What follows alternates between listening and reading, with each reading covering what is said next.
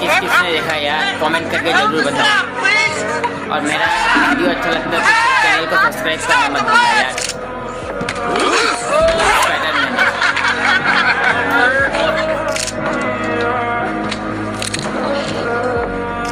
मतलब एकदम बढ़िया मूवी है। मैंने कम से कम 7-8 बार देखा शायद,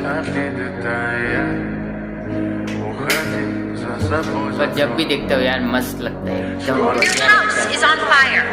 Who is it that breaks your fall, puts out the flames, and saves your children?